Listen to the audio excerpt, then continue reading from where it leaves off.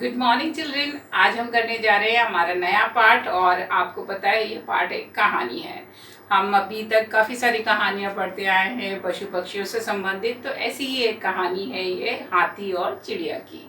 तो चलिए देखते हैं इस कहानी को। सबसे पहले तो जब हम इस पार्ट को देखेंगे तो यहाँ पर हम देख सकते हैं कि बड़े ही सुंदर तरीके से चित्र में दर्शाया गया है कि किस प्रकार एक विशालकाय यानी कि बहुत बड़ा जो हाथी है वो एक चिड़िया से किस प्रकार वो मित्रता होती है, और वही इनको विभिन्न घटनाओं के माध्यम से यहाँ दिखाया गया है।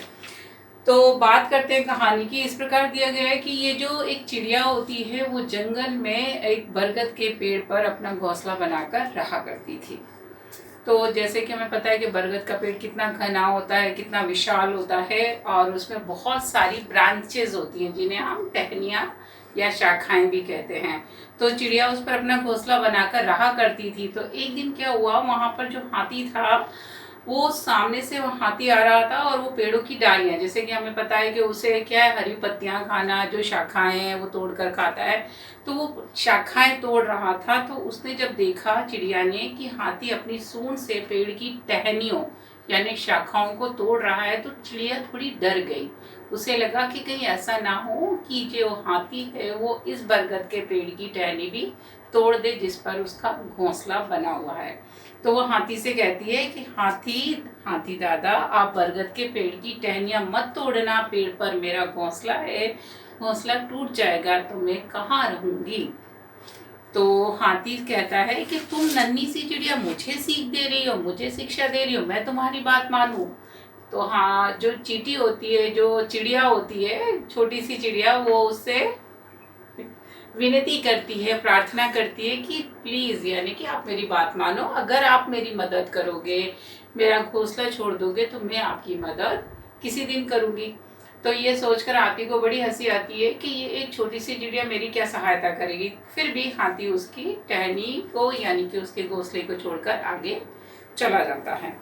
कुछ समय बीतता है। थोड़े दिन बाद जंगल में बहुत जोर की आंधी आती है। आपने देखा होगा कि जब तेज हवा चलती है, बारिश का समय होता है कई बार, तो बहुत तेज हवा के साथ धूल, मिट्टी, आंधी, कंकड़ सब आता है उड़कर। तो ऐसा ही इस जंगल में समय आया, आंधी आई, और आंधी में क्या हुआ, धूल मिट्टी अपने साथ उड़ा कर लेकर आई। तो ऐसे में क्या है कि एक छोटा सा कंकड़ जो है वो हाथी की आंख में चला जाता है, और उस कंकड़ के आंख में जाने से हाथी बहुत ज़्यादा व्याकुल हो जाता है, दर्द से परेशान हो जाता है। तो ऐसे में क्या होता है कि वो चिंघाड़ने लगता है। हाथी की आवाज़ को हम क्या बोलते हैं, चिंघाड़ना।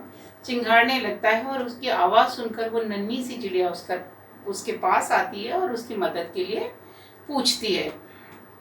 तो हाथी कारण बताता है कि वो कंकड़ के कारण दर्द से परेशान हो रहा है। तो चिड़िया क्या करती है, अपनी जो चोंच होती है, तीखी सी चोंच होती है, उससे हाथी की आंख में पड़े कंकड़ को निकाल देती है। तो इससे हाथी को थोड़ी राहत, आराम मिलती है, लेकिन तो भी हाथी का दर्द बहुत ज़्यादा कम नहीं होता। तो चिड़िया क्या करती है, उसके मदद के लिए फिर मधुमक्खी से थोड़ा सा शहद मांग कर लाती है। रानी मधुमक्खी जो है, छत्ते में जो सबसे ज़्यादा सीनियर कहते हैं ना, बड़ी होती है, उससे शहद मांग कर लाती है, और फिर कुछ बूंदें हाथी की आंख में डाल देती है, जिससे हाथी को थोड़ा आराम मिलता है। तो इस तरीके से वो चिड़िया हाथी की मदद करती है, और हाथी चिड़िया धन्यवाद करता है उसकी जान बचाने के लिए, उसके दर्द को कम करने के लिए, उसकी सहायता करने के लिए।